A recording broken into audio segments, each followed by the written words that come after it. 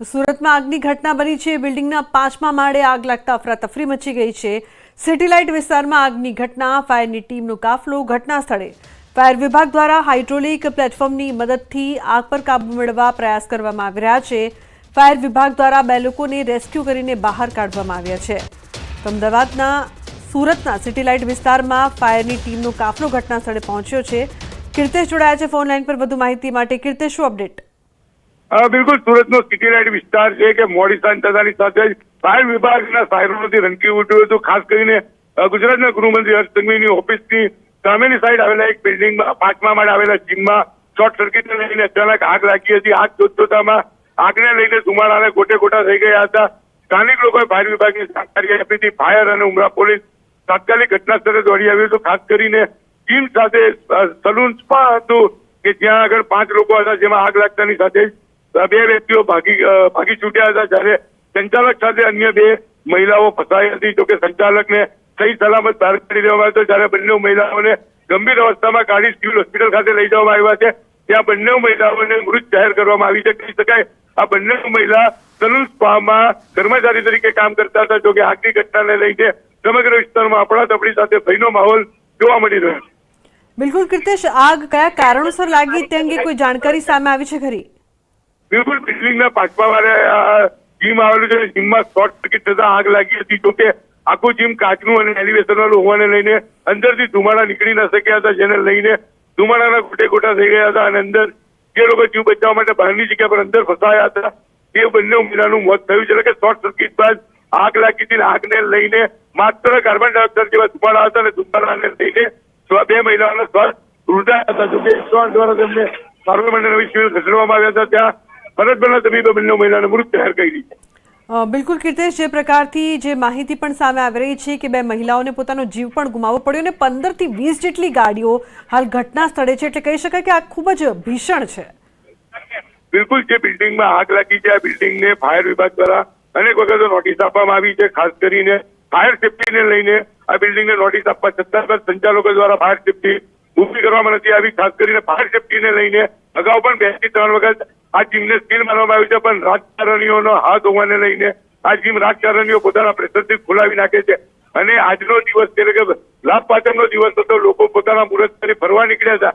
જો કદાચ આડે દિવસ હોત તો કદાચ આ બિલ્ડિંગમાં ઓછામાં ઓછા 15 થી 20 લોકોના મોતની સંભાવના નકારી ન શકાય, કારણ કે આજે જીમમાં લોકો ન હતા, માત્ર 2 વ્યક્તિઓ હતા અને 3 સ્ટાફ હતા, એટલે કે ટોટલ 5 લોકો હાજર હતા, જેમાંથી 3 વ્યક્તિઓ બહાર નીકળી ગયા અને 2 મહિલા અંદર રહી જતા તેમના મોત થયા છે। આપ જોડાયેલા રહેશો, આપની પાસેથી વધુ માહિતી પણ પ્રાપ્ત કરીશું। તો 2 મહિલાઓના મોત થયા છે અને મહત્વની વાત એ કે આ જ બિલ્ડિંગને ફાયરની નોટિસ 5 થી 6 વખત પહેલા મળી ચૂકી છે।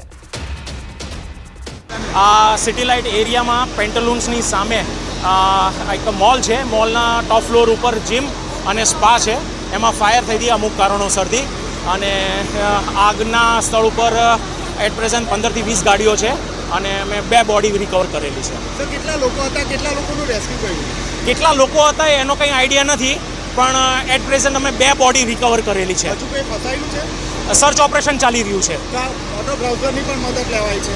હા, TTLથી અમે ફાયર ફાઇટિંગ કર્યું છે, પણ એનાથી કોઈ કારગર કર્યા કરતાં અમારા માટે અંદર ફોર્સ એન્ટ્રી લઈને ફાયર ફાઇટિંગ કરવું એક કારગર સાબિત થયું હતું। અંદર હજુ ચાલે છે શોધખોળ? ફાયર ફાઇટિંગ ચાલી રહી છે, તેમ છતાં અત્યારે કુલિંગનું કામ ચાલે છે અને શોધખોળ ચાલી રહી છે। यहाँ पे सेटेलाइट विस्तार में जिम 11 करके जिम है, उसमें जिम के अंदर ही सैलून भी बना हुआ है, वहाँ पे आग लग गई। तो टोटल 5 लोग अंदर थे, उसमें से 3 तो निकल के आ गए बाहर और 2 लोग हैं उनको फायर डिपार्टमेंट की मदद से रेस्क्यू किया गया है और अभी सिविल हॉस्पिटल में रेफर किया गया है। બિલકુલ કીર્તેશ, આપને પ્રશ્ન પૂછવા માંગીશ કે નીચે મોલ છે, ઉપર જીમ છે, સ્પા છે અને છતાં પણ ફાયર સેફટીની કોઈ પણ વ્યવસ્થા કરવામાં નથી આવી। આ તો રાતનો સમય હતો, જો સાંજે આગ લાગી હોત તો કેઝ્યુઅલ્ટી વધી શકતી હતી।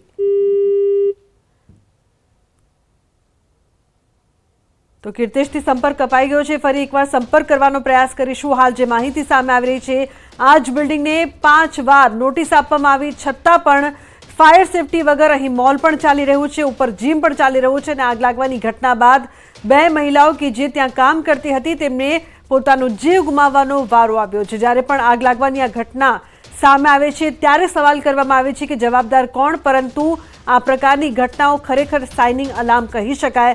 હાલ 15 થી 20 જેટલી ગાડીઓ ઘટના સ્થળે છે, જે આગને કાબૂમાં લેવા માટે પ્રયાસ પણ કરી રહી છે.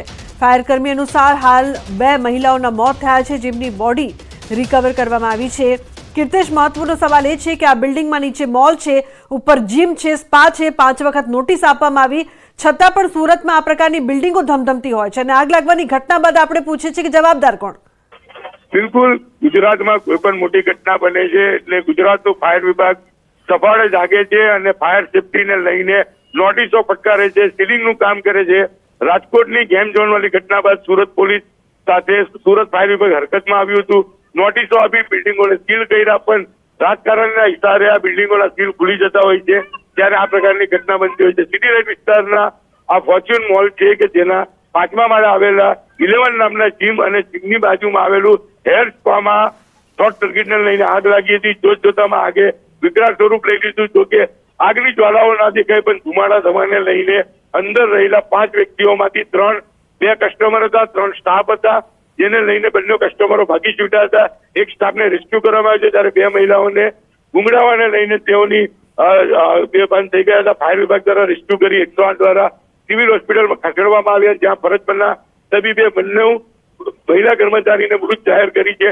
આ બંને મહિલાઓ હેર સ્પામાં કર્મચારી તરીકે કામ કરતી હતી. જોકે આગ ઓલવવા માટે ફાયર વિભાગની 11 કરતા વધુ ગાડી ઘટના સ્થળે પહોંચી હતી.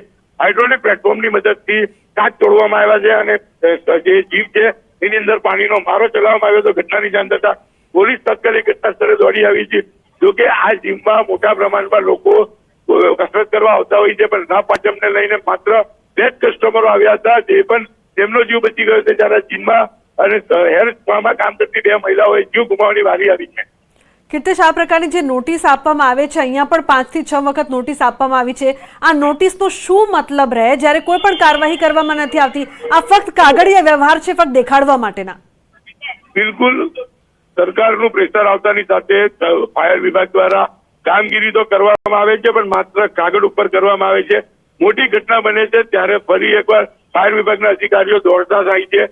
એક વાત ગુજરાતની કરવામાં આવે તો સુરતનું તક્ષશિલા અગ્નિકાંડ હોય, રાજકોટનો ગેમ ઝોનની ઘટના હોય, કોઈ પણ ઘટના બાદ અધિકારીઓ જાગે છે, પણ અધિકારીઓની જવાબદારી જ્યાં સુધી નક્કી નહીં થાય તો આ જગ્યા પર સીલ માર્યા બાદ ફાયર સેફટી વગર સીલ ખોલ્યું છે, તો જે અધિકારીએ નોટિસ આપી પ્રથમ તેના પર ગુનો દાખલ કરવો જોઈએ, જેને લઈને આ પ્રકારની ઘટના અટકે. પણ અહીંયા તો ચોર મોસેરા ભાઈ જેવી ઘટના છે. જીમને ફાયર સેફટીને લઈને નોટિસ આપવામાં આવી, સીલિંગ કરવામાં આવ્યું અને કોના ઇશારે સીલ ખોલવામાં આવ્યું તેને લઈને પણ હવે સવાલો ઉભા થયા છે. બિલકુલ કીર્તેશ, તક્ષશિલા કાંડ જે થયું હતું, રાજકોટની ગેમ ઝોનની વાત કરવામાં આવે, આ પ્રકારની ઘટનાઓ વારંવાર ગુજરાતમાં બનતી હોય છે, પરંતુ બોધપાઠ કોઈ પણ નથી લેતું. તેને લઈને મોટો સવાલ ગુજરાતમાં બની રહ્યો છે. કીર્તેશ, બિલકુલ, આ પ્રકારની ઘટના બાદ પોલીસ વિભાગ હોય, સરકાર હોય કે ફાયર વિભાગ હોય, સફાળે જાગે છે. ફાયર સેફટી ના હોય, એક્ઝિટના પોઈન્ટ ના હોય, એવી જગ્યા પર સીલિંગની કામગીરી કરે છે, નોટિસ આપે છે, દંડ આપે છે. આ બિલ્ડિંગને પણ 5 વખત નોટિસ આપવામાં આવી છે, 2 વખત સીલ કરવામાં આવી છે. એ છતાં ભાઈ જીમ કેવી રીતે ધમધમતું છે તેને લઈને સવાલ ઉભા થયા છે. કહી શકાય સુરતના એક મોટા માથાના રાજકારણની હિસાબે આના સીલ ખોલવામાં આવ્યા હતા. કહી શકાય કે જીમમાં મોટા પ્રમાણમાં યુવક યુવતીઓ કસરત કરવા આવતા હોય છે, પણ લાભપાચમને લઈને આ જીમમાં આજે કોઈ આવ્યું નથી, એટલે મોટી દુર્ઘટના ટળી છે. જી બિલકુલ, આભાર સમગ્ર માહિતી બદલ. તો સિટી લાઇટ વિસ્તારમાં આગની આ ઘટના સુરત તંત્ર પર અનેક સવાલો ઉપસ્થિત કરી રહી છે, કારણ કે 5 થી 6 વખત નોટિસ આપવામાં આવી, તેમ છતાં તંત્ર શું કરી રહ્યું હતું? હવે જો કહેવામાં આવશે કે કોઈને છોડવામાં નહીં આવે તો શું મતલબ, જ્યારે લોકોનો જીવ છે તે જતો રહે?